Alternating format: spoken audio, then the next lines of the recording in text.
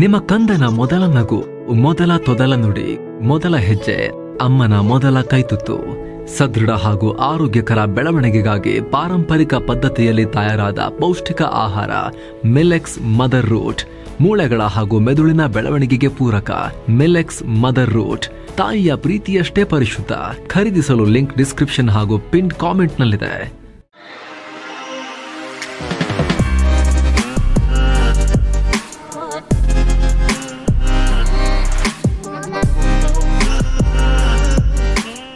Hi friends, ದಿನದ ಎಲ್ಲ ಪ್ರಮುಖ ಸುದ್ದಿಯನ್ನ ನಿಮಗೆ ತಲುಪಿಸೋ ಮಸ್ತ್ ಮಗ ಚಾನೆಲ್ನ ಫುಲ್ ನ್ಯೂಸ್ಗೆ ಸ್ವಾಗತ. ನಾನು ಅಮರ್ ಪ್ರಸಾದ್.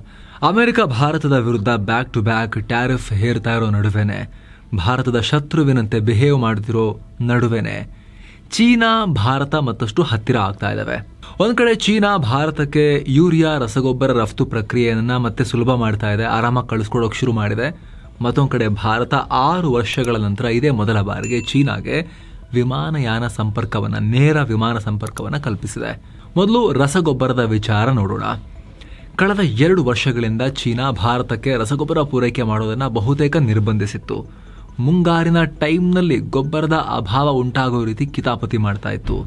ಆದರೆ ಈಗ ಈ ನಿರ್ಬಂಧಗಳನ್ನ ಸಡಿಲ ಮಾಡಿದೆ. ಮತ್ತೆ ಎಂದಿನಂತೆ ಚೀನಾದಿಂದ ಫರ್ಟಿಲೈಸರ್ಸ್, ರಸಗೊಬ್ಬರ ಪೂರೈಕೆಯಾಗೋದು ಶುರುವಾಗಿದೆ. ಸ್ನೇಹಿತರೆ, ಭಾರತ ಜಗತ್ತಲ್ಲೇ ರಸಗೊಬ್ಬರವನ್ನು ತರಿಸ್ಕೊಳ್ಳೋ ಅತಿ ಹೆಚ್ಚು ಆಮದು ಮಾಡಿಕೊಳ್ಳೋ ರಾಷ್ಟ್ರ. ಏನಿಲ್ಲ ಅಂದ್ರೂ ವರ್ಷಕ್ಕೆ 3 ಲಕ್ಷ ಟನ್ನಷ್ಟು ಫರ್ಟಿಲೈಸರ್ಸ್, ರಸಗೊಬ್ಬರ ಬೇಕು ಭಾರತಕ್ಕೆ. ಹೊರಗಿನ ತರಿಸ್ಕೊಳ್ತಾರಷ್ಟು. ಅತ್ತ ಚೀನಾ ಕೂಡ ನೈಟ್ರೋಜನ್ ಆಧಾರಿತ ರಸಗೊಬ್ಬರ ರಫ್ತು ಮಾಡೋದ್ರಲ್ಲಿ ಅತಿ ದೊಡ್ಡ ರಾಷ್ಟ್ರ. 2023ರಲ್ಲಿ ಭಾರತ ಚೀನಾದಿಂದ 1.87 ಮಿಲಿಯನ್ ಟನ್ ರಸಗೊಬ್ಬರವನ್ನ ಖರೀದಿ ಮಾಡಿತು. ಆದರೆ ಇತ್ತೀಚಿನ ದಿನಗಳಲ್ಲಿ ಚೀನಾ ಕೆಲ ನಿರ್ಬಂಧಗಳನ್ನ ಹೇರಿ ಸರಿಯಾಗಿ ಗೊಬ್ಬರ ಭಾರತಕ್ಕೆ ಬರಬಾರದು, ಚೀನಾ ಬಂದರುಗಳಲ್ಲೇ ಸ್ಟಕ್ ಆಗಬೇಕು, ಆ ರೀತಿ ನೋಡ್ಕೊಳ್ತಾ ಇತ್ತು. ಅರ್ಧಕ್ಕರ್ಧ ಆಮದು ಕಮ್ಮಿಯಾಗಿತ್ತು ಚೀನಾದಿಂದ. ಆದ್ರೀಗ ಆ ಎಲ್ಲ ಅಡಚಣೆಗಳನ್ನ ಚೀನಾ ತೆಗೆದು ಹಾಕೋಕ್ ಶುರು ಮಾಡಿದೆ.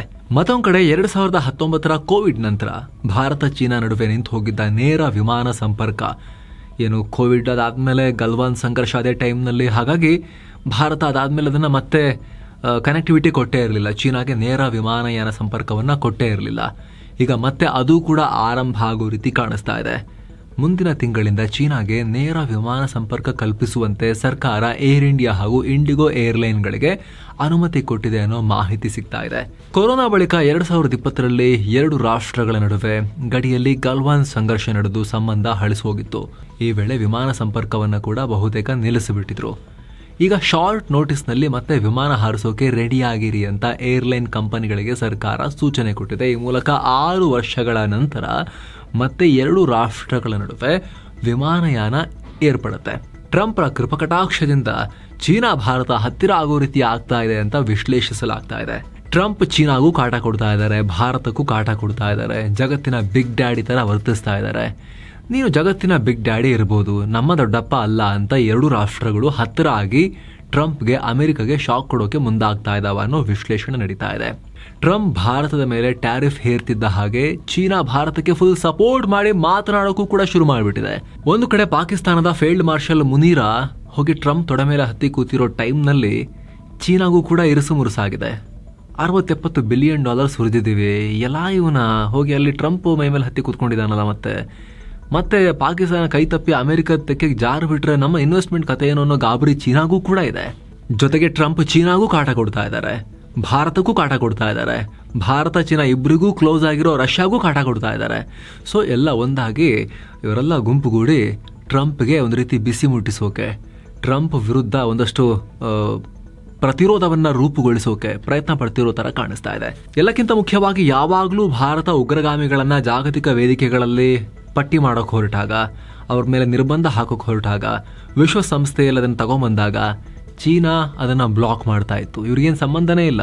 ಆದರೂ ಕೂಡ ಜಾಗತಿಕ ಉಗ್ರರು ಅಂತ ಹೇಳಿ ಘೋಷಿಸೋ ವಿಚಾರದಲ್ಲಿ ಚೀನಾ ವೀಟೋ ಮಾಡಿಬಿಟ್ಟು ಭದ್ರತಾ ಮಂಡಳಿಯಲ್ಲಿ ಕೊಕ್ಕೆ ಹಾಕ್ತಿತ್ತು.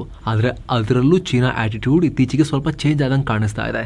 ಕಾಶ್ಮೀರದ ಪಹಲ್ಗಾಮ್ ದಾಳಿ ಸಂಬಂಧ TRF ಉಗ್ರ ಸಂಘಟನೆಯನ್ನು ಅಮೆರಿಕ ಜಾಗತಿಕ ಉಗ್ರರು ಅಂತ ಘೋಷಿಸ್ತಲ್ಲ, ಆ ಟೈಮ್ನಲ್ಲಿ ಚೀನಾ ಕೂಡ ದಾಳಿಗೆ ಖಂಡನೆ ವ್ಯಕ್ತಪಡಿಸಿ ಈ ಕ್ರಮವನ್ನ ಕೂಡ ವೆಲ್ಕಮ್ ಮಾಡೋ ರೀತಿಯಲ್ಲಿ ಮಾತನಾಡಿತ್ತು. ಅಷ್ಟು ಮಾತ್ರವಲ್ಲದೆ ಅಮೆರಿಕದ ಟ್ಯಾರಿಫ್ ಕ್ರಮಕ್ಕೂ ಭಾರತದ ಪರವಾಗಿ ಚೀನಾ ಬ್ಯಾಟ್ ಬೀಸಿತ್ತು. ಇತ್ತ PM ಮೋದಿ ಕೂಡ ಇದೇ ಮೊದಲ ಬಾರಿಗೆ ಶಾಂಘೈ ಕೋಆಪರೇಷನ್ ಆರ್ಗನೈಸೇಷನ್ ಮೀಟಿಂಗ್ ನೆಪದಲ್ಲಿ 6 ವರ್ಷಗಳ ಬಳಿಕ ಇದೇ ಮೊದಲ ಬಾರಿಗೆ ಚೀನಾಗೆ ಹೋಗ್ತಿದ್ದಾರೆ. 2 ರಾಷ್ಟ್ರಗಳು ಈ ಪರಿ ಹತ್ತಿರ ಆಗ್ತಿರೋ ನಡುವೆನೆ ಈ ಡೆವಲಪ್ಮೆಂಟ್ ಆಗ್ತಿರೋದು. ಅಮೆರಿಕ ಮತ್ತು ಪಾಕ್ ಹೊಟ್ಟೆಗೆ, ಮುನೀರನ ಹೊಟ್ಟೆಗೆ ಬೆಂಕಿ ಹಾಕೋ ಬೆಳವಣಿಗೆ. ಏನೋ ತೀವ್ರ ಕುತೂಹಲ ಕೆರಳಿಸಿರೋ ನೇತ್ರಾವತಿ ಫೈಲ್ಸ್ ವಿಚಾರದಲ್ಲಿ ದೊಡ್ಡ ಬೆಳವಣಿಗೆಯಾಗಿದೆ. ಈ ಕೇಸ್ನಲ್ಲೀಗ ದೊಡ್ಡ ಮಟ್ಟದ ಕಾರ್ಯಾಚರಣೆ ನಡೆಸಲಾಗಿದೆ. ಅನಾಮಿಕ ದೂರುದಾರ ಗುರುತಿಸಿದ ಹಲವಾರು ಜಾಗಗಳಲ್ಲಿ ತೋಡಿದಾಗ ಒಂದ್ ಕಡೆ ಅಸ್ಥಿಪಂಜರ, ಇನ್ನೊಂದ್ ಕಡೆ ಸ್ವಲ್ಪ ಮೂಳೆ ಚೂರು ಬಿಟ್ಟು ಬೇರೆ ಕಡೆ ಏನೂ ಸಿಕ್ಕಿರ್ಲಿಲ್ವಲ್ಲ. ಅವಾಗ ಏನ್ ಹೇಳಿದ್ರು, ರೇಡಾರ್ ತಗೊಬನ್ನಿ, ಗ್ರೌಂಡ್ ಒಳಗ್ ನುಗ್ಗಿ ನೋಡೋ ರೇಡಾರ್ ತಗೊಬನ್ನಿ, ಅವಾಗ ಸಿಗುತ್ತೆ ಅಂತ ಹೇಳಿದ್ರು. ಸೊ ಈಗ 13ನೇ ಸ್ಪಾಟ್ ನಲ್ಲಿ SIT ಗ್ರೌಂಡ್ ಪೆನೆಟ್ರೇಟಿಂಗ್ ರೇಡಾರೇ ತಗೊಂಬಂದು ಡ್ರೋನ್ ಕೂಡ ಬಳಸಿ ಸ್ಕ್ಯಾನ್ ಮಾಡ್ತು. ಅದಾದ್ಮೇಲೆ 2 JCBಗಳನ್ನ ಧರಿಸಿ 18 ಅಡಿ ಆಳ ತನಕ ತೋಡಿದ್ದಾರೆ. ಇದು ಇಂಪಾರ್ಟೆಂಟ್. 13ನೇ ಸ್ಪಾಟ್ ನಲ್ಲಿ ನಾನು 16 ದೇಹಗಳನ್ನ ಹೋಗುತ್ತಿದ್ದೆ, ಇಲ್ಲಿ ಪಕ್ಕ ಇದೆ ಅನ್ನೋದು ದೂರುದಾರನ ವಾದ ಆಗಿತ್ತು. 16 ಅಂತ ಆತ ಹೇಳಿಕೆಯನ್ನ ಕೊಟ್ಟಿದ್ರು. ಸೊ ಅಲ್ಲಿ 18 ಅಡಿ ಆಳ ತನಕ ತೋಡಿ ನೋಡಿದ್ದಾರೆ, ಆದ್ರೆ ಯಾವುದೇ ಪಳೆಯುಳಿಕೆ ಪತ್ತೆ ಆಗಿಲ್ಲ. ನಿರಂತರವಾಗಿ JCBಗಳು ಬಿಟ್ಟು ಬಿಡದೆ ಆಗಿದ್ರೂ ಕೂಡ ಏನೂ ಸಿಕ್ಕಿಲ್ಲ ಅಂತ ಗೊತ್ತಾಗಿದೆ. ಹೀಗಾಗಿ ಇಂದಿನ ತನಿಖೆಯನ್ನ ಕೂಡ SIT ತಂಡ ಖಾಲಿ ಕೈಯಲ್ಲಿ ಕೊನೆಗೊಳಿಸಿದೆ. ಈ ಪಾಯಿಂಟ್ ನಲ್ಲಿ ಯಾವ್ಯಾವ ಕಡೆ ಅಗಿಬೇಕು ಅಂತ ಅನಾಮಿಕ ಮಾಸ್ಕ್ ಮ್ಯಾನ್ ಸ್ಥಳದಲ್ಲೇ ನಿಂತು ಮಾರ್ಗದರ್ಶನ ಕೂಡ ಕೊಡ್ತಾ ಇದ್ರು. SIT SP ಜಿತೇಂದ್ರ ಕುಮಾರ್, ಉಪವಿಭಾಗಾಧಿಕಾರಿ ಸ್ಟೆಲ್ಲಾ ವರ್ಗೀಸ್ ಕೂಡ ಇದ್ರು. SIT ಟೀಮ್ನ ಮುಖ್ಯಸ್ಥ ಪ್ರಣವ್ ಮೊಹಂತಿ ಕೂಡ ಸ್ಥಳಕ್ಕೆ ಭೇಟಿ ಕೊಟ್ಟಿದ್ರು. ಆದ್ರೆ ಇಲ್ಲೂ ಕೂಡ ಏನೂ ಸಿಕ್ಕಿಲ್ಲ. ಹೀಗಾಗಿ ಕೇಸ್ನಲ್ಲಿ ಮುಂದೇನಾಗುತ್ತೋ ಅನ್ನೋ ದೊಡ್ಡ ಕುತೂಹಲ ಮನೆ ಮಾಡಿದೆ. ಏನೋ ಸೋಮವಾರವಷ್ಟೇ ರಾಷ್ಟ್ರೀಯ ಮಾನವ ಹಕ್ಕುಗಳ ಆಯೋಗ ತನಿಖೆಗಿಳಿದಿತ್ತು. ಈಗ ಆಯೋಗ ಸ್ವಯಂ ಪ್ರೇರಿತ ದೂರು ಕೂಡ ದಾಖಲಿಸಿಕೊಂಡಿದೆ. ಆಯೋಗದ ಹಿರಿಯ ಪೊಲೀಸ್ ವರಿಷ್ಠಾಧಿಕಾರಿ ಯುವರಾಜ್, DYSP ರವಿಸಿಂಗ್ ನೇತೃತ್ವದ 4 ಅಧಿಕಾರಿಗಳ ತಂಡ ಬೆಳ್ತಂಗಡಿಯ SIT ಕಚೇರಿಗೆ ಭೇಟಿ ನೀಡಿದೆ. ಹಾಗೆ ಸ್ಥಳೀಯ ಗ್ರಾಮ ಪಂಚಾಯಿತಿ ಮತ್ತು ಸ್ಥಳೀಯ ಪೊಲೀಸ್ ಸ್ಟೇಷನ್ಗೆ ಭೇಟಿ ನೀಡಿ ಕಳೆದ ಕೆಲ ವರ್ಷಗಳಿಂದ ದಾಖಲಾದ ಅಸ್ವಾಭಾವಿಕ ಸಾವಿನ ಪ್ರಕರಣಗಳ ವಿವರವನ್ನು ಕಲೆಕ್ಟ್ ಮಾಡಿದ್ದಾರೆ. ಜೊತೆಗೆ ಅನಾಮಿಕ ದೂರುದಾರನ ಹೇಳಿಕೆ ದಾಖಲಿಸಿಕೊಂಡು ಶವಗಳನ್ನು ಹೂತಿಟ್ಟಿದ್ದೀನಿ ಅಂತ ಹೇಳಿರೋ ಸ್ಥಳಗಳಾದ ನೇತ್ರಾವತಿ ನದಿಯ ಸ್ನಾನಘಟ್ಟದ ಆಸುಪಾಸು ಹಾಗೂ ಬಾಹುಬಲಿ ಬೆಟ್ಟದ ರಸ್ತೆ ಸಮೀಪವನ್ನು ಕೂಡ ಹೋಗಿ ನೋಡ್ಕೊಂಡು ಬಂದಿದ್ದಾರೆ. ಹಾಗೂ ಗ್ರಾಮ ಪಂಚಾಯಿತಿ ಅಧಿಕಾರಿಗಳಿಂದ ಮಾಹಿತಿ ಪಡೆದು ಪಂಚಾಯಿತಿಯಲ್ಲಿ ಕೆಲಸ ಮಾಡಿದ ಕೆಲಸಗಾರರ ಮನೆಗಳಿಗೂ ಭೇಟಿ ನೀಡಿ ಮಾಹಿತಿಯನ್ನು ಕಲೆ ಹಾಕಿದ್ದಾರೆ. ಏನೋ ಕರ್ನಾಟಕ ವಿಧಾನಮಂಡಲದ ಮುಂಗಾರು ಅಧಿವೇಶನ 2ನೇ ದಿನಕ್ಕೆ ಕಾಲಿಟ್ಟಿದೆ. ಸಚಿವ ಕೆ ರಾಜಣ್ಣ ತಲೆದಂಡ, RCB ವಿಜಯೋತ್ಸವದ ದಿನ ನಡೆದ ಕಾಲ್ತುಳಿತ ಸೇರಿದ ಹಾಗೆ ಅನೇಕ ವಿಚಾರಗಳನ್ನು ಮುಂದಿಟ್ಟುಕೊಂಡು ವಿಪಕ್ಷ ಬಿಜೆಪಿ ಮತ್ತು JDS ಸರ್ಕಾರದ ವಿರುದ್ಧ ಟೀಕೆ ಮಾಡಿದ್ವು. ಈ ಗದ್ದಲದ ನಡುವೆ ಕೂಡ ಬರೋಬ್ಬರಿ 15 ವಿಧೇಯಕಗಳು ಮಂಡನೆಯಾದವು. 2025ನೇ ಸಾಲಿನ ಕರ್ನಾಟಕ ಅಗ್ನಿಶಾಮಕ ದಳ ತಿದ್ದುಪಡಿ ವಿಧೇಯಕ, ಹಾಗೆ 2025ನೇ ಸಾಲಿನ ಬಾಲ್ಯ ವಿವಾಹ ನಿಷೇಧ ಕರ್ನಾಟಕ ತಿದ್ದುಪಡಿ ವಿಧೇಯಕ, 2025ನೇ ಸಾಲಿನ ಕರ್ನಾಟಕ ವೈದ್ಯಕೀಯ ನೋಂದಣಿ ತಿದ್ದುಪಡಿ ವಿಧೇಯಕ, 2025ನೇ ಸಾಲಿನ ಬಸವ ಕಲ್ಯಾಣ ಮಂಡಳಿ ಅಭಿವೃದ್ಧಿ ತಿದ್ದುಪಡಿ ವಿಧೇಯಕ, 2025 ಕರ್ನಾಟಕ ರಾಜ್ಯ ವಿಶ್ವವಿದ್ಯಾಲಯಗಳ ತಿದ್ದುಪಡಿ ವಿಧೇಯಕ ಸೇರಿದ ಹಾಗೆ 15 ಪ್ರಮುಖ ವಿಧೇಯಕಗಳನ್ನ ಮಂಡಿಸಲಾಗಿದೆ. ಏನೋ ಬೀದಿ ನಾಯಿಗಳನ್ನ ಖಾಲಿ ಮಾಡಬೇಕು ಅನ್ನೋ ವಿಚಾರವಾಗಿ ಸುಪ್ರೀಂ ಕೋರ್ಟ್ ಕೊಟ್ಟಿರೋ ತೀರ್ಪಿಗೆ ಕೇಂದ್ರದ ಮಾಜಿ ಸಚಿವೆ, ಪರಿಸರ ಪ್ರಿಯೆ, ಪ್ರಾಣಿ ಪ್ರಿಯೆ ಅಂತ ಕರೆಸ್ಕೊಳ್ಳೋ ಮನೇಕಾ ಗಾಂಧಿ ರಿಯಾಕ್ಟ್ ಮಾಡಿದ್ದಾರೆ. ಇದನ್ನು ಯಾರಾದರೂ ಸೀರಿಯಸ್ ತಗೊಳ್ತಾರ ನನಗಂತೂ ಗೊತ್ತಾಗ್ತಿಲ್ಲ. PM ಮೋದಿ ಈ ಸುಪ್ರೀಂ ಕೋರ್ಟ್ ಆದೇಶದ ವಿರುದ್ಧ ಮಧ್ಯ ಪ್ರವೇಶ ಮಾಡಬೇಕು, ಸರಿ ಇಲ್ಲ ತೀರ್ಪಿದು ಅಂತ ಹೇಳಿಕೆಯನ್ನ ಕೊಟ್ಟಿದ್ದಾರೆ. ಇನ್ನು ಈ Maneka Gandhi peoples for animals ಅನ್ನೋ ಅನಿಮಲ್ ವೆಲ್ಫೇರ್ ಫೌಂಡೇಶನ್ ನ ಸಂಸ್ಥಾಪಕಿ. ಅಂದ ಹಾಗೆ ಸುಪ್ರೀಂ ಕೋರ್ಟ್ ದಿಲ್ಲಿ ಮತ್ತದರ ಸುತ್ತಮುತ್ತಲಿನ ಪ್ರದೇಶಗಳಲ್ಲಿ ಬೀದಿ ನಾಯಿಗಳ ಕಾಟ ಜಾಸ್ತಿಯಾಗಿದೆ, ಅವುಗಳನ್ನು ಹಿಡೀರಿ, ಸಂತಾನಹರಣ ಮಾಡಿ, ನೆಕ್ಸ್ಟ್ ಅವುಗಳ ಮಕ್ಕಳಾಗಬಾರದು ಆ ರೀತಿ ಮಾಡಿ ಅವುಗಳನ್ನ ಶ್ವಾನ ಕೇಂದ್ರಗಳಿಗೆ, ಒಂಥರ ಜೈಲ್ ತರ ಅವುಗಳಿಗೆ ಹಾಕಿ ಕೂಡ ಹಾಕಿ CCTV ಹಾಕಿ ಹೊರಗೆ ಬರ್ದಂಗೆ ನೋಡ್ಕೋಬೇಕು, ಸಿಬ್ಬಂದಿ ಹಾಕಬೇಕು ಅಲ್ಲಿಗೆ ಅಂತ ಹೇಳಿ ರೊಚ್ಚಿಗೆದ್ದ ಆದೇಶ ಕೊಟ್ಟಿತ್ತು ಬೀದಿ ನಾಯಿಗಳ ವಿರುದ್ಧ. ಅದು ಸುಪ್ರೀಂ ಕೋರ್ಟ್ ಹೇಳಿರೋದ್ರಿಂದ ದಿಲ್ಲಿಗೆ ಮಾತ್ರ ಅಲ್ಲ, ದೇಶವ್ಯಾಪಿ ಅಪ್ಲೈ ಆಗೋ ರೀತಿನೇ ಇರುತ್ತೆ ಅದಲ್ವಾ. ಹಾಗಾಗಿ ಬಹಳ ಚರ್ಚೆ ನಡೀತಾ ಇದೆ ಇದ್ರ ಬಗ್ಗೆ ಈಗ ಮನೇಕಾ ಗಾಂಧಿ ಈ ರೀತಿ ಹೇಳಿದ್ದಾರೆ. ಇದಕ್ಕೆ ಸಂಬಂಧಪಟ್ಟಂತೆ ಡೀಟೇಲ್ ರಿಪೋರ್ಟ್ ಅನ್ನ, ಏನ್ ಆದೇಶ, ಸುಪ್ರೀಂ ಕೋರ್ಟ್ ಇಷ್ಟು ರೊಚ್ಚಿಗೆದ್ದಿರೋದು ಯಾಕೆ, ನಾಯಿಗಳ ಕಥೆ ಏನು, ಬೀದಿ ನಾಯಿಗಳ ಕಾಟ ಯಾವ ಲೆವೆಲ್ಗಿದೆ, ಸಾಕು ನಾಯಿಗಳ ಮಾಲೀಕರು ತೋರಿಸೋ ಉದ್ದಟ ವರ್ತನೆ ಏನಿದೆ, ಒಂದು ರೋಡಲ್ಲಿ ನಾಯಿಗಳನ್ನು ಗಲೀಜು ಮಾಡಿಸಿ ಹಾಗೆ ಹೋಗ್ತಾರಲ್ಲ, ಬಾಚ್ಕೊಂಡು ತಗೊಂಡು ಹೋಗದೆ, ಅದ್ರ ಬಗ್ಗೆ ನಾವೆಲ್ಲ ಈ ವರದಿಯಲ್ಲಿ ಡಿಸ್ಕಸ್ ಮಾಡಿದ್ದೀವಿ. ಫುಲ್ ನ್ಯೂಸ್ ಎಂಡಲ್ಲಿ ಸ್ಕ್ರೀನ್ ಮೇಲೆ ಬರುತ್ತೆ, ನೀವು ಅದಕ್ಕೆ ಜಂಪ್ ಆಗಿ ಆ ವರದಿಯನ್ನು ಕೂಡ ನೋಡಬಹುದು. ಕಂದಾಯ ಸಚಿವ ಕೃಷ್ಣ ಬೈರೇಗೌಡ ದೊಡ್ಡ ಹೇಳಿಕೆ ಕೊಟ್ಟಿದ್ದಾರೆ. ಭೂ ಕಬಳಿಕೆಯಲ್ಲಿ ಸರ್ಕಾರದ ಅಧಿಕಾರಿಗಳು ಕೂಡ ಶಾಮೀಲಾಗಿದ್ದಾರೆ ಅಂತ ವಿಧಾನಸಭೆಯ ಅಧಿವೇಶನದಲ್ಲಿ ಒಪ್ಪಿಕೊಂಡಿದ್ದಾರೆ. ಅಧಿವೇಶನದಲ್ಲಿ ಬೊಮ್ಮನಹಳ್ಳಿ ಬಿಜೆಪಿ ಶಾಸಕ ಸತೀಶ್ ರೆಡ್ಡಿ, ನನ್ನ ಕ್ಷೇತ್ರದಲ್ಲಿ ಕಂದಾಯ ಇಲಾಖೆಯ ಅಧಿಕಾರಿಗಳು ಭೂ ಒತ್ತುವರಿದಾರರೊಂದಿಗೆ ಸೇರ್ಕೊಂಡಿದ್ದಾರೆ, ನನ್ನ ಕ್ಷೇತ್ರದ ಸರ್ವೆ ನಂಬರ್ 43 ಮತ್ತು 44ರಲ್ಲಿ ಸರ್ಕಾರಿ ಒಡೆತನದ 40 ಎಕರೆ ಜಮೀನಿದೆ, ಈ ಜಾಗವನ್ನ ಕೆಲ ಜನ 2-3 ಬಾರಿ ಮಾರಿದ್ದಾರೆ. SC ST ಸಮುದಾಯಕ್ಕೆ ಸಂಬಂಧಪಟ್ಟ prevention of transfer of certain lands PTCL act ಅಡಿಯಲ್ಲಿ ಈ ಭೂಮಿ ನಮ್ಮ ಹೆಸರಿಗೆ ಬರುತ್ತೋ ಅನ್ನೋ ನಂಬಿಕೆಯಲ್ಲಿ ಈ ರೀತಿ ಮಾಡಿದ್ದಾರೆ. ಅಸಿಸ್ಟೆಂಟ್ ಕಮಿಷನರ್ ಕೋರ್ಟ್ ಕೂಡ ಈ ರೀತಿ ಭೂ ಕಬಳಿಕೆ ಮಾಡಿದವರ ಪರವಾಗಿ ತೀರ್ಪು ಕೊಟ್ಟಿದೆ. ಆದರೆ ಡೆಪ್ಯೂಟಿ ಕಮಿಷನರ್ ಕೋರ್ಟ್ ಮತ್ತು ಹೈಕೋರ್ಟ್ ಇದರ ವಿರುದ್ಧವಾಗಿ ತೀರ್ಪು ಕೊಟ್ಟಿದ್ದಾರೆ. ಆದರೂ ಕೂಡ ಈ ಭ್ರಷ್ಟ ಅಧಿಕಾರಿಗಳ ಜೊತೆಗೂಡಿ ಭೂ ಕಬಳಿಕೆದಾರರು ಆ ಭೂಮಿಯನ್ನ ವಶಕ್ಕೆ ತಗೊಂಡೇ ಬಿಟ್ಟಿದ್ದಾರೆ ಅಂತ ಹೇಳಿದ್ದಾರೆ. ಅಲ್ಲದೆ ಕಳೆದ ವಾರ ಅನಧಿಕೃತ ಸ್ಮಶಾನದಲ್ಲಿದ್ದ ಸಮಾಧಿಗಳನ್ನ ಕೂಡ ನಾಶ ಮಾಡಿದ್ದಾರೆ ಅಂತ ಹೇಳಿದ್ದಾರೆ. ಇದಕ್ಕೆ ಉತ್ತರಿಸಿದ ಕೃಷ್ಣ ಬೈರೇಗೌಡ, ಇದಕ್ಕೆ ಕಾರಣರಾದ ಬೆಂಗಳೂರು ದಕ್ಷಿಣದ ಅಸಿಸ್ಟೆಂಟ್ ಕಮಿಷನರ್ ಅನ್ನ ವರ್ಗಾವಣೆ ಮಾಡಲಾಗಿದೆ. ಡಿಸಿಗೆ ಕೂಡ ಬುಧವಾರ ಬರೋಕೆ ಆದೇಶ ಕೊಡ್ತೀನಿ. 2 ಕಡೆ ಸರ್ವೆ ಮಾಡಿಸಿ 2ನೇ ಬಾರಿ ಭೂಮಿಯ ಹಕ್ಕು ಪಡೆದಿದ್ರೆ ಕ್ರಮ ಕೈಗೊಳ್ತೀವಿ. ಅಧಿಕಾರಿಗಳು ಶಾಮೀಲಾಗಿದ್ರೆ ಅವರ ವಿರುದ್ಧನೂ ಕ್ರಮ ಕೈಗೊಳ್ತೀವಿ ಅಂತ ಹೇಳಿದ್ದಾರೆ. ಕೃಷ್ಣ ಬೈರೇಗೌಡ್ರೆ, ಸಿದ್ದರಾಮಯ್ಯ ಅವರೇ, ಸರ್ಕಾರಿ ಅಧಿಕಾರಿಗಳಲ್ಲಿ ಜನಪ್ರತಿನಿಧಿಗಳಲ್ಲಿ ಭ್ರಷ್ಟಾಚಾರ ಹೊಸ ವಿಚಾರನ? ಕ್ರಮ ತಗೊಳ್ಳಿ, ಇವ್ರ ಮೇಲೂ ತಗೊಳ್ಳಿ, ಬೇರೆ ಕಡೆನೂ ಹುಡುಕಿ ತಗೊಳ್ಳಿ. ಸುದ್ದಿ ಆದಾಗ ಮಾತ್ರ ತಗೊಳ್ಳೋದಲ್ಲ, ಪ್ರತಿ ಇಲಾಖೆಯಲ್ಲೂ ಭ್ರಷ್ಟಾಚಾರ ಇದೆ. ಅಧಿಕಾರಿಗಳಲ್ಲಿ ಭ್ರಷ್ಟಾಚಾರ ತುಂಬಾ ಜೋರಾಗಿದೆ. ಜನರ ಜೀವ ತಿಂತಾ ಇದ್ದಾರೆ. ಕಂದಾಯ ಇಲಾಖೆಯಿಂದ ಹಿಡಿದು ಕಮರ್ಷಿಯಲ್ ಟ್ಯಾಕ್ಸ್ ತನಕ ಎಲ್ಲ ಕಡೆ ಜನರ ಸಣ್ಣ ಪುಟ್ಟ ವ್ಯಾಪಾರಿಗಳ ಜೀವ ಹಿಂಡ್ತಾ ಇದ್ದಾರೆ. ಹಿಂಗೆ ಕ್ರಮ ತಗೊಳ್ಳಿ. ಕರ್ನಾಟಕ ಭ್ರಷ್ಟ ರಾಜ್ಯ ಅಂತ ಹೇಳಿ ಇಲ್ಲಿ ಯಾರೋ ವ್ಯಾಪಾರ ಮಾಡಕ್ ಬಂದವರು, ಬಿಸ್ನೆಸ್ ಮಾಡಕ್ ಬಂದವರು ಮೂಗ್ ಮುರ್ಕೊಂಡು ಹೋಗೋ ರೀತಿ ಮಾಡಬೇಡಿ. ಯಾವ ಕಾರಣಕ್ಕೂ ಆರ್ಥಿಕತೆಗೆ, ಕರ್ನಾಟಕದ ಅಭಿವೃದ್ಧಿಗೆ ಒಳ್ಳೇದಲ್ಲ. ಏನೋ ಗಾಜಾದಲ್ಲಿ ಪ್ಯಾಲೆಸ್ತೀನಿಗಳ ವಿರುದ್ಧ ಇಸ್ರೇಲ್ ನಡೆಸ್ತಾ ಇರೋ ದಾಳಿಗೆ ಕಾಂಗ್ರೆಸ್ ನಾಯಕಿ ಪ್ರಿಯಾಂಕಾ ಗಾಂಧಿ ಮತ್ತೆ ವಿರೋಧ ವ್ಯಕ್ತಪಡಿಸಿದ್ದಾರೆ. ಹಾಗೆ ಕೇಂದ್ರ ಸರ್ಕಾರದ ವಿರುದ್ಧವೂ ಅಸಮಾಧಾನ ಹೊರಹಾಕಿದ್ದಾರೆ. ಗಾಜಾದಲ್ಲಿ 18,430 ಮಕ್ಕಳು ಸೇರಿದ ಹಾಗೆ ಒಟ್ಟು 60,000ಕ್ಕೂ ಅಧಿಕ ಜನ ಪ್ರಾಣ ಕಳ್ಕೊಂಡಿದ್ದಾರೆ. ಹೀಗಾಗಿ ಗಾಜಾದಲ್ಲಿ ಹಸಿವಿನಿಂದ ಬಳಲ್ತಾ ಇರೋ ಲಕ್ಷಾಂತರ ಜನ ಅಪಾಯದಲ್ಲಿದ್ದಾರೆ. ಇಸ್ರೇಲ್ ದೊಡ್ಡ ಪ್ರಮಾಣದಲ್ಲಿ ಜನರ ಜೀವ ತೆಗೆಯೋಕೆ ಕಮಿಟ್ ಆಗಿದೆ. ಆದರೆ ಈ ಬಗ್ಗೆ ಕೇಂದ್ರ ಸರ್ಕಾರ ಮೌನವಾಗಿದೆ ಅಂತ ಹೇಳಿ ಟೀಕೆ ಮಾಡಿದ್ದಾರೆ. ಆದರೆ ಪ್ರಿಯಾಂಕಾ ಗಾಂಧಿ ವಾದ್ರಾ ಈ ಹೇಳಿಕೆಗೆ ಭಾರತದಲ್ಲಿರೋ ಇಸ್ರೇಲ್ ರಾಯಭಾರಿ ರುವೆನ್ ಅಜರ್ ರಿಯಾಕ್ಟ್ ಮಾಡಿ ತಿರುಗೇಟು ಕೊಟ್ಟಿದ್ದಾರೆ. What shameful is your deceit, ಅಂದ್ರೆ ನೀವು ಅಪ್ರಾಮಾಣಿಕರು, ನಾಚಿಕೆಗೇಡಿನ ಸಂಗತಿ ನಿಮಗಿದು ಅಂತ ಪ್ರಿಯಾಂಕಾ ವಿರುದ್ಧ ಅವರು ಪ್ರತಿ ದಾಳಿಯನ್ನ ಮಾಡಿದ್ದಾರೆ. ಇಸ್ರೇಲ್ ರಾಯಭಾರಿ, ಇಸ್ರೇಲ್ ಹತ್ಯೆ ಮಾಡಿರೋದು 25,000 ಹಮಸ್ ಉಗ್ರಗಾಮಿಗಳನ್ನ. ನಾಗರಿಕರ ತರ ನಟಿಸಿ ಹಮಸ್ಗಳು ಸೇನೆ ಕಟ್ಕೊಂಡು, ಬಂಡುಕೋರ ಗುಂಪು ಕಟ್ಕೊಂಡು ಜನರ ಮಧ್ಯೆ ಬಚ್ಚಿಟ್ಕೊಳ್ತಿದ್ದಾರೆ.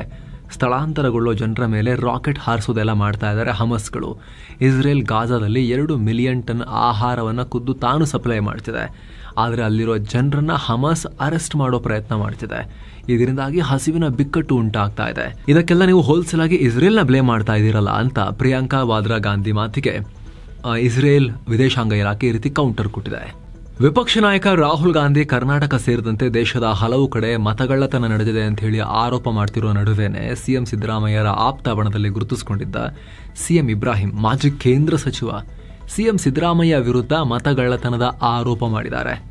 ನಾನು ಮತ್ತು ಮಾಜಿ ಶಾಸಕ ಬಿಬಿ ಚಿಮ್ಮನಕಟ್ಟಿ ಸೇರಿ 2018 ಚುನಾವಣೆಯಲ್ಲಿ ಸಾಲ ಮಾಡಿ ಬಾದಾಮಿಯಲ್ಲಿ ಹಣ ಕೊಟ್ಟು 3,000 ಮತಗಳನ್ನು ಖರೀದಿ ಮಾಡಿದ್ವಿ. ಈ 3,000 ಮತ ಖರೀದಿ ಮಾಡಿಲ್ಲ ಅಂದ್ರೆ ಸಿದ್ದರಾಮಯ್ಯ ಸೋಲ್ತಾ ಇದ್ರು ಅಂತ ಹೇಳಿದ್ದಾರೆ. 6 ತಿಂಗಳ ನಂತರ ಸಿದ್ದರಾಮಯ್ಯ ನಾನು ಖರ್ಚು ಮಾಡಿದ ಹಣವನ್ನ ವಾಪಸ್ ಕೊಟ್ರು ಅಂತ ಕೂಡ ಹೇಳಿದ್ದಾರೆ. ಇನ್ನು ಈ ಆರೋಪದ ಬೆನ್ನಲ್ಲೇ ರಾಜ್ಯಸಭಾ ಸದಸ್ಯ ಲೆಹರ್ ಸಿಂಗ್ ಕೇಂದ್ರ ಚುನಾವಣಾ ಆಯೋಗದ ಮುಖ್ಯ ಆಯುಕ್ತರಿಗೆ ಪತ್ರ ಬರೆದಿದ್ದಾರೆ. ಸಿಎಂ ಇಬ್ರಾಹಿಂ ಹೇಳಿಕೆಯನ್ನ ಗಂಭೀರವಾಗಿ ಪರಿಗಣಿಸಿ ಕ್ರಮ ಕೈಗೊಳ್ಳಿ ಅಂತ ಮನವಿ ಮಾಡಿದ್ದಾರೆ.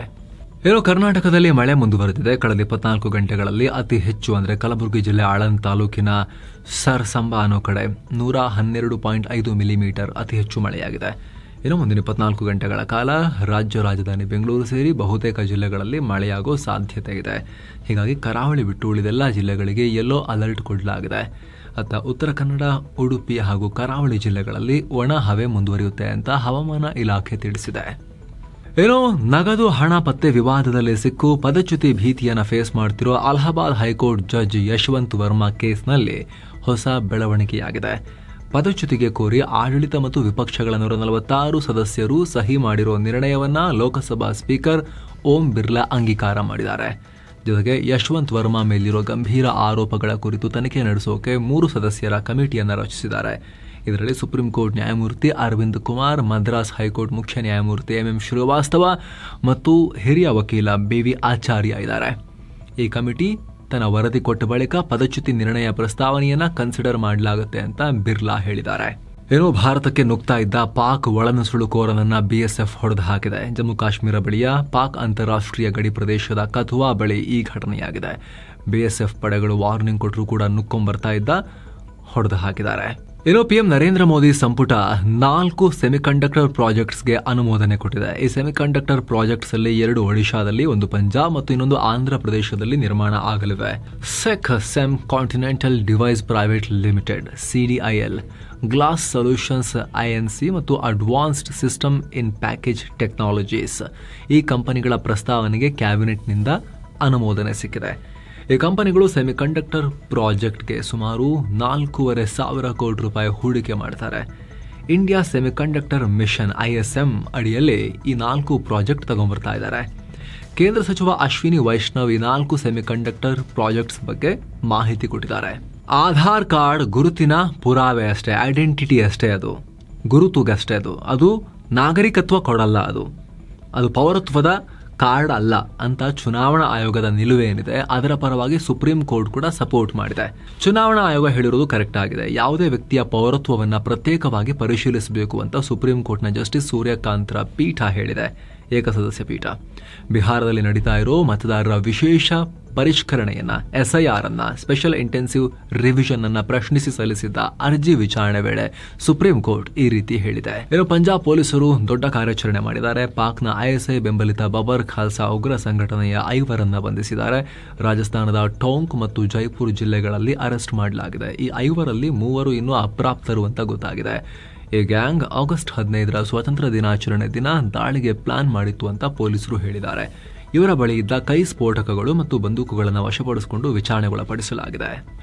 ಏನೋ ಪಿಎಂ ನರೇಂದ್ರ ಮೋದಿ ಸೋಮವಾರವಷ್ಟೇ ಸಂಸದರಿಗಾಗಿ, ದೇಶದ ಸಂಸತ್ ಸದಸ್ಯರಿಗಾಗಿ ನಿರ್ಮಿಸಲಾದ ಹೊಸ ಬಹುಮಹಡಿ ವಸತಿ ಕಟ್ಟಡವನ್ನ ಉದ್ಘಾಟನೆ ಮಾಡಿದ್ರು. ಈಗ ಆ ಬೃಹತ್ ಕಟ್ಟಡದಲ್ಲಿ ಏನೆಲ್ಲ ಫೆಸಿಲಿಟಿ ಇದೆ ಅಂತ ಹೇಳಿ ಮಾಹಿತಿ ಬರ್ತಾ ಇದೆ. 23 ಫ್ಲೋರ್ ಇದೆ ಒಟ್ಟು ಕಟ್ಟಡ, 184 ಫ್ಲಾಟ್ಗಳಿವೆ. ಪ್ರತಿಯೊಂದು ಫ್ಲಾಟ್ 461 ಸ್ಕ್ವೇರ್ ಮೀಟರ್ ಜಾಗವನ್ನು ಒಳಗೊಂಡಿದೆ. ಸ್ಕ್ವೇರ್ ಫೀಟ್ ಅಲ್ಲ, ಸ್ಕ್ವೇರ್ ಮೀಟರ್. 461 ಸ್ಕ್ವೇರ್ ಮೀಟರ್ ದೊಡ್ಡದು. ಪ್ರತಿ ಫ್ಲಾಟ್ನಲ್ಲೂ 5 ಬೆಡ್ರೂಮ್ ಆಗುವಷ್ಟು ಜಾಗ ಇದೆ. ಅಟ್ಯಾಚ್ಡ್ ಡ್ರೆಸ್ಸಿಂಗ್ ರೂಮ್, ವಾಶ್ರೂಮ್ ಎಲ್ಲ ಇದೆ. ಜೊತೆಗೆ ಪ್ರತ್ಯೇಕ ಪೂಜಾ ಕೋಣೆ, ಹಾಗೆ ಸಂಸದರು ಮತ್ತು ಅವರ ಆಪ್ತ ಕಾರ್ಯದರ್ಶಿಗಳಿಗಾಗಿ ಕಚೇರಿಯ ವ್ಯವಸ್ಥೆ ಕೂಡ ಮಾಡಲಾಗಿದೆ. ಜೊತೆಗೆ ಸಂಸದರು, ಅವರ PAಗಳು ಹಾಗೂ ಸಿಬ್ಬಂದಿಗೆ ಪ್ರತ್ಯೇಕ ಎಂಟ್ರೀಸ್ ಕೂಡ ಇದಾವೆ. ಸಂಸದರಿಗಾಗಿ ಹಿಂದೆ ದಿಲ್ಲಿಯ ಲಟನ್ಸ್ನಲ್ಲಿ ದೊಡ್ಡ ಬಂಗಲೆ ಇತ್ತು, ಲಟನ್ಸ್ ಏರಿಯಾದಲ್ಲಿ. ಆದ್ರೀಗ ಅದಕ್ಕೆ ಪರ್ಯಾಯವಾಗಿ 650 ಕೋಟಿ ರೂಪಾಯಿ ಖರ್ಚಲ್ಲಿ ಬಾಬಾ ಖಾರಕ್ ಸಿಂಗ್ ಮಾರ್ಗದಲ್ಲಿ ಹೊಸ ಕಟ್ಟಡವನ್ನು ಕಟ್ಟಲಾಗಿದೆ. ವಿದೇಶಾಂಗ ಸಚಿವ S ಜೈಶಂಕರ್ ಆರೋಗ್ಯದಲ್ಲಿ ಏರುಪೇರಾಗಿರುವುದು ಗೊತ್ತಾಗಿದೆ. ಹೀಗಾಗಿ ಚಿಕಿತ್ಸೆಗಾಗಿ ದಿಲ್ಲಿಯ ಏಮ್ಸ್ಗೆ ಅವರು ಭೇಟಿ ಕೊಟ್ಟಿದ್ರು. ಸೋಮವಾರ ಒಂದೇ ದಿನ ಬೆಳಿಗ್ಗೆ ಮತ್ತು ಸಂಜೆ 2 ಸಲ ಅವರು ಅಲ್ಲಿನ ಮೂತ್ರಶಾಸ್ತ್ರ ಯೂರಾಲಜಿ ವಿಭಾಗಕ್ಕೆ ಪರೀಕ್ಷೆಗೆ ಒಳಗಾಗಿದ್ರು ಅಲ್ಲಿ ಹೋಗಿ. ಆದ್ರೆ ಭಯ ಪಡೋ ಅಗತ್ಯ ಏನೂ ಇಲ್ಲ, ಚೆನ್ನಾಗಿದ್ದಾರೆ ಅಂತಲೂ ಕೂಡ ಕ್ಲಾರಿಫಿಕೇಶನ್ ಬರ್ತಾ ಇದೆ. ಆದ್ರೆ ಸರಿಯಾದ ಡೀಟೇಲ್ ಕೊಟ್ಟಿಲ್ಲ ಏನ್ ಹೆಲ್ತ್ ಅಪ್ಸೆಟ್ ಆಗಿತ್ತು ಅವರಿಗೆ ಅಂತ. ಏನೋ ಜುಲೈ ತಿಂಗಳ ರಿಟೇಲ್ ಇನ್ಫ್ಲೇಷನ್, ಚಿಲ್ಲರೆ ಹಣದುಬ್ಬರ ದರ ಡೇಟಾ ಬಿಡುಗಡೆಯಾಗಿದೆ. 1.55%ಗೆ ಡೌನ್ ಆಗಿದೆ. 8 ವರ್ಷಗಳ ಕನಿಷ್ಠ ಮಟ್ಟಕ್ಕೆ ಡೌನ್ ಆಗಿದೆ. ಜೂನ್ ತಿಂಗಳಲ್ಲಿ 2.10% ಇತ್ತು. 2017ರ ಜೂನ್ ತಿಂಗಳಲ್ಲಿ 1.46% ಇತ್ತು. ಅದರ ನಂತರ ಇದೇ ಮೊದಲ ಬಾರಿಗೆ ಅಷ್ಟು ಡೌನ್ ಆಗಿದೆ. ತರಕಾರಿ, ಧಾನ್ಯಗಳು ಸೇರಿದ ಹಾಗೆ ಅಗತ್ಯ ಆಹಾರ ವಸ್ತುಗಳ ಬೆಲೆಗಳು ಕಮ್ಮಿ ಆಗಿರೋದ್ರಿಂದ ಚಿಲ್ಲರೆ ಹಣದುಬ್ಬರ, ರಿಟೇಲ್ ಇನ್ಫ್ಲೇಷನ್ ಡೌನ್ ಆಗಿದೆ ಅನ್ನೋ ಡೇಟಾವನ್ನ ರಿಲೀಸ್ ಮಾಡಲಾಗಿದೆ. ಮುಂದಿನ ಮಹಿಳಾ ವಿಶ್ವಕಪ್ನ ಯಾವುದೇ ಮ್ಯಾಚ್ ಕೂಡ ಬೆಂಗಳೂರಿನ ಚಿನ್ನಸ್ವಾಮಿ ಸ್ಟೇಡಿಯಂನಲ್ಲಿ ನಡೆಯಲ್ಲ ಅಂತ ಗೊತ್ತಾಗಿದೆ. ಸೆಪ್ಟೆಂಬರ್ 30ನೇ ತಾರೀಕು ಮಹಿಳಾ ವಿಶ್ವಕಪ್ನ ಉದ್ಘಾಟನಾ ಪಂದ್ಯ, ಅಕ್ಟೋಬರ್ 30ಕ್ಕೆ 2ನೇ ಸೆಮಿಫೈನಲ್ ಚಿನ್ನಸ್ವಾಮಿ ಸ್ಟೇಡಿಯಂನಲ್ಲಿ ನಡೆಯಬೇಕು ಅನ್ನೋ ಲೆಕ್ಕಾಚಾರ ಇತ್ತು, ನಿಗದಿಯಾಗಿತ್ತು. ಫೈನಲ್ ಕೂಡ ಇಲ್ಲೇ ಆಗಬಹುದು ಅಂತ ಹೇಳ್ತಿದ್ರು. ಆದರೆ RCB ವಿಜಯೋತ್ಸವದ ಗಲಾಟೆ ಬಳಿಕ 11 ಜನ ಪ್ರಾಣ ಕಳ್ಕೊಂಡ್ರಲ್ಲ. ಹೀಗಾಗಿ ಸ್ಟೇಡಿಯಂ ಸಹವಾಸನೆ ಬೇಡ ಅಂತ ಹೇಳಿ ಪರ್ಮಿಷನ್ನೇ ಕೊಟ್ಟಿದೆ. ರಾಜ್ಯ ಸರ್ಕಾರ ಈ ಪಂದ್ಯಾವಳಿ ಆಯೋಜನೆಗೆ ಪರ್ಮಿಷನ್ನೇ ಕೊಟ್ಟಿಲ್ಲ ಅಂತ ಗೊತ್ತಾಗಿದೆ. ಹಾಗೆ ಇತ್ತೀಚೆಗಷ್ಟೇ ಇದೇ ಕಾರಣದಿಂದಾಗಿ ಮಹಾರಾಜ T20 ಟ್ರೋಫಿ ಕೂಡ ಮೈಸೂರಿಗೆ ಶಿಫ್ಟ್ ಆಗಿತ್ತು. ಅದರ ಬೆನ್ನಲ್ಲೇ ಈ ಬೆಳವಣಿಗೆಯಾಗಿದೆ. ಏನೋ ವಾರದ ಮೊದಲ ಸೆಷನ್ನಲ್ಲಿ ಲಾಭ ಮಾಡಿಕೊಂಡಿದ್ದ ಭಾರತದ ಷೇರುಪೇಟೆ ಲಾಸ್ನಲ್ಲಿ ಕೊನೆಗೊಂಡಿದೆ. ದಿನದ ವಹಿವಾಟಿನ ಅಂತ್ಯಕ್ಕೆ ಸೆನ್ಸೆಕ್ಸ್ 368 ಪಾಯಿಂಟ್ಸ್ ಡೌನ್ ಆಗಿ 80,235ಕ್ಕೆ ತಲುಪಿದೆ. ನಿಫ್ಟಿ 97 ಪಾಯಿಂಟ್ಸ್ ಡೌನ್ ಆಗಿ 24,487ಕ್ಕೆ ತಲುಪಿದೆ. ಟ್ರಂಪ್ರ ಟ್ಯಾರಿಫ್ ಕಳವಳದಿಂದ ಮಾರ್ಕೆಟ್ನಲ್ಲಿ ಪ್ರಾಫಿಟ್ ಬುಕಿಂಗ್ ನಡೆದಿದೆ. ಚೀನಾಗೆ 90 ದಿನಗಳ ಟ್ಯಾರಿಫ್ ವಿನಾಯಿತಿ ಕೊಟ್ಟರೂ ಕೂಡ ಭಾರತದ ಮೇಲಿನ ಟ್ರಂಪ್ರ ನಿಲುವು ಇನ್ನೂ ಅಗ್ರೆಸಿವ್ ಇದೆ. ಭಾರತದ ಮೇಲಿನ ಟ್ಯಾರಿಫ್ ಕಮ್ಮಿ ಮಾಡೋ ಕುರಿತು ಟ್ರಂಪ್ ಯಾವುದೇ ಸುಳಿವನ್ನು ಕೊಡ್ತಾ ಇಲ್ಲ. ಹೀಗಾಗಿ ದೇಸಿ ಮಾರುಕಟ್ಟೆ ರೆಡ್ನಲ್ಲಿ ಎಂಡ್ ಆಗಿದೆ. Tech Mahindra, Maruti Suzuki, Mahindra and Mahindra, NTPC ಮತ್ತು ಟಾಟಾ ಸ್ಟೀಲ್ ಷೇರುಗಳು ಗ್ರೀನ್ನಲ್ಲಿದ್ವು. ಇತ್ತ Bajaj finance, Hindustan Unilever, HDFC bank, Nestle India ಮತ್ತು ಎಟರ್ನಲ್ ಲಿಮಿಟೆಡ್ ರೆಡ್ನಲ್ಲಿದ್ವು ಮುಖ್ಯವಾಗಿ. ಇನ್ನು ಡಾಲರ್ ಮುಂದೆ ರೂಪಾಯಿ ಮೌಲ್ಯ 3 ಪೈಸೆ ಏರಿಕೆಯಾಗಿ 87 ರೂಪಾಯಿ 72 ಪೈಸೆ ಆಗಿದೆ. ಇನ್ನು ಚಿನ್ನ ಮತ್ತು ಬೆಳ್ಳಿ ಬೆಲೆ ವಿಚಾರಕ್ಕೆ ಬಂದರೆ 24 ಕ್ಯಾರೆಟ್ನ 10 ಗ್ರಾಂ ಚಿನ್ನದ ಬೆಲೆಯಲ್ಲಿ 287 ರೂಪಾಯಿ ಕಮ್ಮಿಯಾಗಿ 99,670 ರೂಪಾಯಿ ಆಗಿದೆ. 22 ಕ್ಯಾರೆಟ್ನ 10 ಗ್ರಾಂ ಚಿನ್ನದ ಬೆಲೆಯಲ್ಲಿ 260 ರೂಪಾಯಿ ಕಮ್ಮಿಯಾಗಿ 91,300 ರೂಪಾಯಿ ಆಗಿದೆ. 1 ಕೆಜಿ ಬೆಳ್ಳಿ ಬೆಲೆಯಲ್ಲಿ 188 ರೂಪಾಯಿ ಕಮ್ಮಿಯಾಗಿ 1,13,313 ರೂಪಾಯಿ ಆಗಿದೆ. ಸೊ ಫ್ರೆಂಡ್ಸ್, ಇದಾಗಿತ್ತು ಇವತ್ತಿನ ಫುಲ್ ನ್ಯೂಸ್. ನಾವು ಕುಯ್ದಿಲ್ಲ, ಎಳೆದಿಲ್ಲ, ಕಿರ್ಚಾಡಿಲ್ಲ, ಬರೀ ಸುದ್ದಿ ಥರ ನಿಮಗೆ ತಲುಪಿಸೋ ಪ್ರಯತ್ನ ಮಾಡಿದ್ದೀವಿ. ಇದು ನಿಮಗೆ ಇಷ್ಟ ಆಗ್ತಾ ಇದ್ರೆ ಮಸ್ತ್ ಮಗ ಚಾನಲ್ಗೆ ಸಬ್ಸ್ಕ್ರೈಬ್ ಮಾಡಿ, ಪಕ್ಕದ ಬೆಲ್ ಐಕಾನ್ ಮೇಲೆ ಕ್ಲಿಕ್ ಮಾಡೋದನ್ನು ಯಾವುದೇ ಕಾರಣಕ್ಕೂ ಮರಿಬೇಡಿ. Thank you so much. ಮತ್ತೆ ಭೇಟಿ ಆಗ್ತಿರೋಣ. ನಮಸ್ತೆ.